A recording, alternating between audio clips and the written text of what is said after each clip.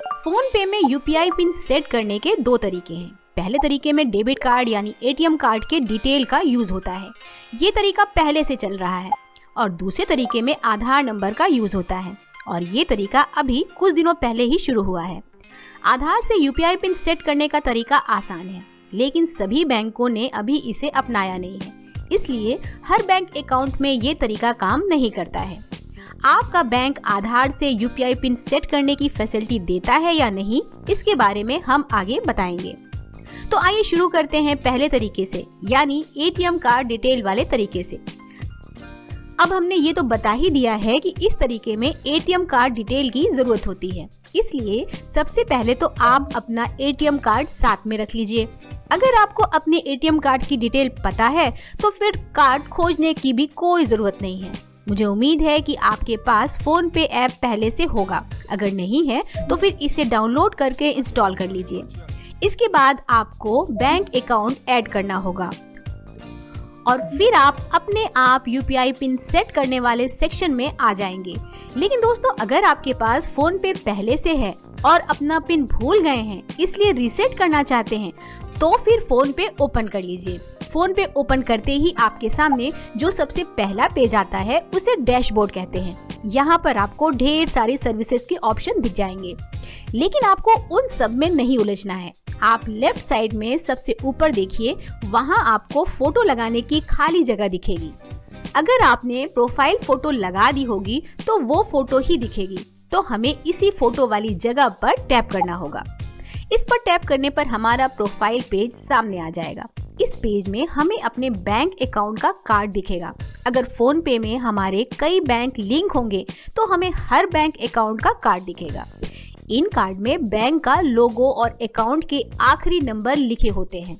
हम इन कार्ड को स्लाइड कर सकते हैं और जिस भी बैंक अकाउंट का यूपीआई पिन चेंज करना होगा, उस बैंक के कार्ड को स्लाइड करके सामने कर लेंगे। दोस्तों, यहाँ एक बात ये आपको हम बता दें कि यूपीआई पिन का वास्ता बैंक अकाउंट से होता है और जब हम किसी बैंक अकाउंट से पेमेंट करते हैं तो उसका ही यूपीआई पिन यूज होगा।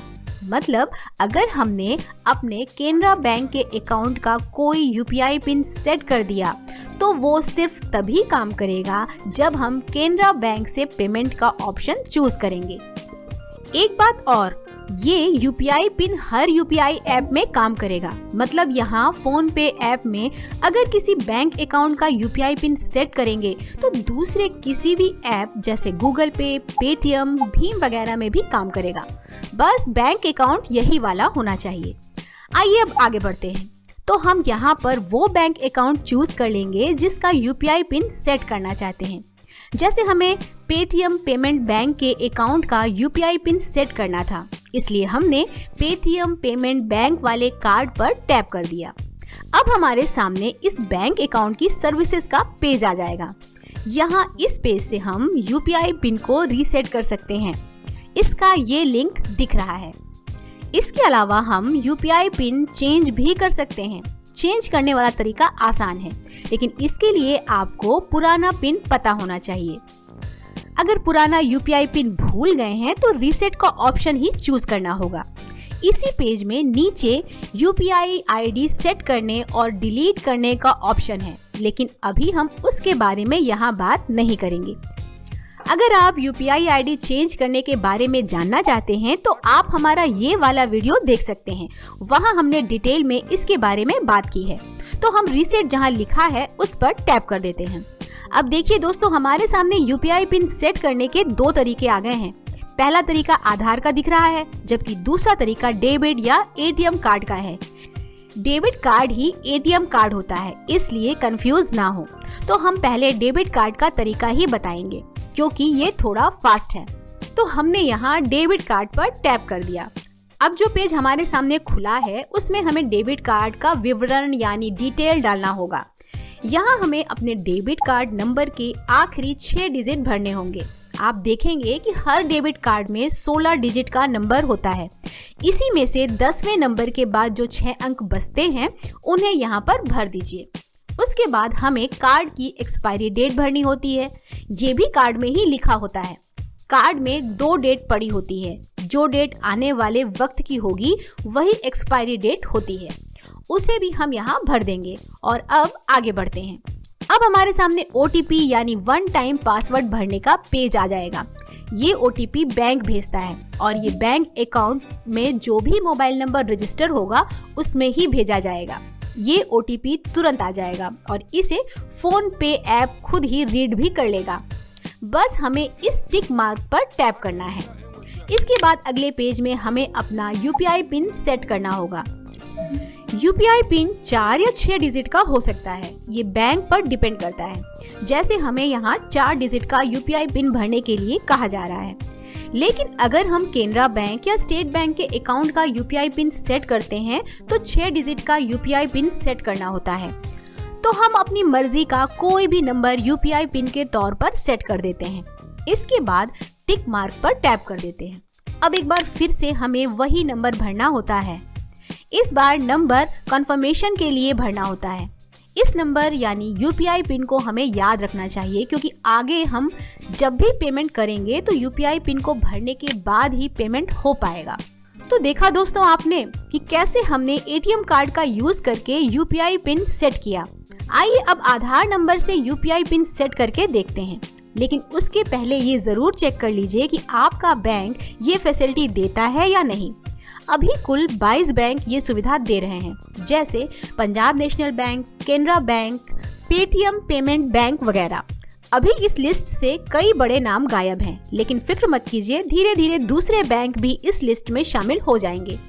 आपका बैंक इस लिस्ट में है या नहीं, इसे देखने के लिए आप NPCI की वेबसाइट के इस पेज में जाकर चेक कर सकते हैं। हम डिस्क्रिप्शन में इस पेज का लिंक डाल देंगे। तो आधार नंबर से UPI पिन सेट करने के लिए हम एक बार फिर से अपने प्रोफाइल पेज के जरिए बैंक अकाउंट वाले पेज में आ जाते हैं और वहां पर UPI पिन रीसेट के लिंक पर टैप कर देते हैं। अब हमारे सामने UPI पिन सेट करने का ऑप्शन आ जाता है और हम आधार वाला तरीका चूज कर लेंगे। अब फोन पे आधार के सिस्टम से कनेक्ट हो रहा है और ये कनेक्ट होने के बाद नया पेज आ गया। यहाँ पर हम अपने आधार नंबर के शुरुआती 6 डिजिट भरते हैं। ध्यान रखिएगा, यहाँ शुरुआती 6 नंबर भरने हैं, जबकि ATM कार्ड वाले तरीके में ATM कार्ड नंबर के आखिरी के 6 डिजिट भरने होते हैं। तो लीजिए दोस्तों, हमने आधार के शुरुआती 6 डिजिट भरकर आगे बढ़े पर टैप कर दिया। अब अगले पेज में हमें OTP भरना है। ये OTP आधार सिस्टम की ओर से आता है और फोन पे इसे खुद ही रीड कर लेता है, लेकिन कभी कभी इसमें वक्त लगता है, इसलिए थोड़ा वेट करना होगा। अगर 1 मिनट तक OTP नहीं आता है तो फिर आपको एक बार फिर से ये प्रोसेस दोहराना होगा। जब OTP भर जाए तो टिक मार्क पर टैप कर दीजिए। अब हमें बैंक का OTP भरना होगा और ये आमतौर पर जल्दी से आ जाता है।